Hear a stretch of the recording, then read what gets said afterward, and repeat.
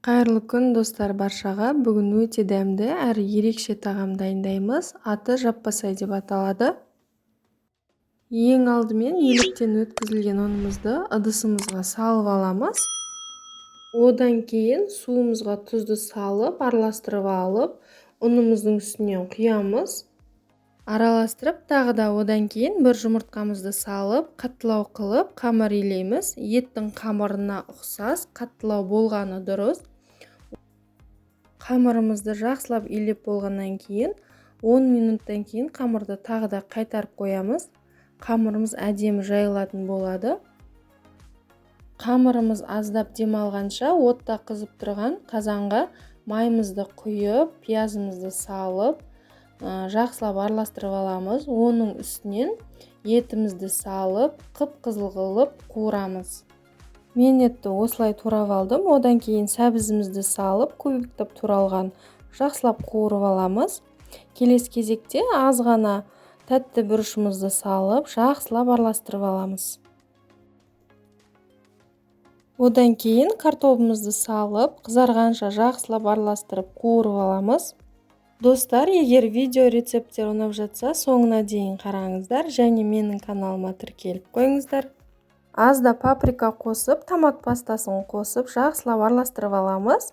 Және мен тұз қоспадым, етім тұзды болғандықтан сіздер тұз қоссаңыздар болады. Одан кейін суымызды құйып, жарты сағатқа бұқтырып қоятын боламыз. Дайын болған қамырымызды алып, осылай видеодағыдай аздап үлкейтіп алдым. Оқтаудың көмегімен жұқалап тұрып, қамыр жаятын боламыз. Қамырды жайғанда оқтауымыздың екі жағын ғана басамыз. Сонда қамырымыз біркелкі жұқа болып шығады.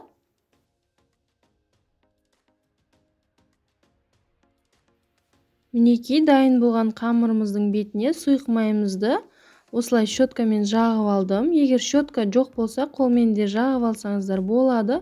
Барлығын жағып алғаннан кейін пышақтың көмегімен осылай қамырымызды төрт бұрышты қылып кесіп алдым. Дәл осы рецептпен жасап көріңіздер. Дәмі өте керемет болып шығады. Жаңағы бұқтырып қойған салмамыздың бетін ашып, қамырымызды біртіндеп осы видеодағыдай май жағылған жағын төмен қаратып салып шығамыз. Барлығын салып болған соң қазанның қақпағын жауып, ең төмен отта пісіреміз жарты сағаттай. Мінекей, тағамымыз дайын болды жарты сағаттан кейін. Осылай қамырымызды бір-бірлеп жеке-жекеден алып, ыдысымызға қойып шығамыз.